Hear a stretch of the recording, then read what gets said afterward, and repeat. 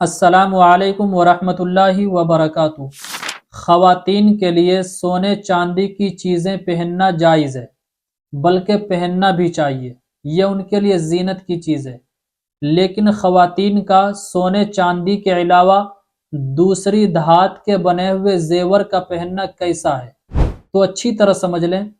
अभी अंगूठी को साइड लगा दें, इस पर भी बताऊंगा। तमाम ख़वातीन के लिए, चाहे वो जेवर लोहे के बने हो या तांबे के बने हो, स्टील के बने हो या कांच के बने हो, जितने भी आर्टिफिशियल जेवरात हैं वो सारे जेवरात ख़वातीन के लिए पहनना जायज़ है। लेकिन अंगूठी के बारे में उलमा के दो ग्रुप से बन जाते हैं।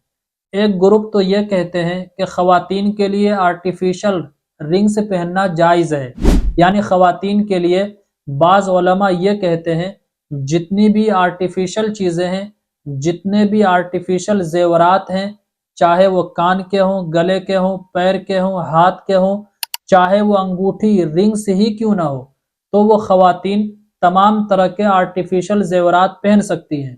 ये तो बाज़ उलमा कहते हैं।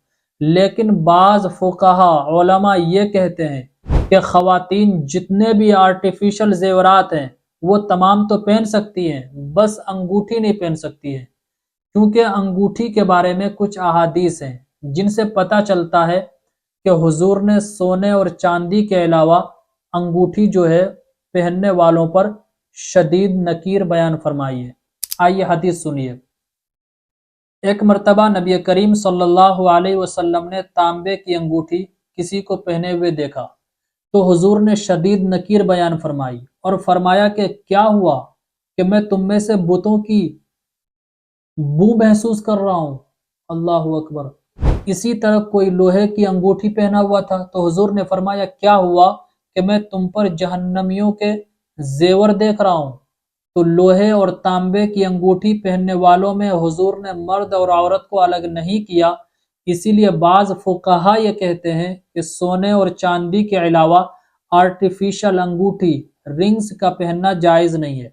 हाँ, अंगूठी के अलावा जितने भी आर्टिफिशियल जेवरात हैं, चाहे गले के हों, कान के हों, पैर के हों, ये तमाम चीज़ें पहन सकती हैं।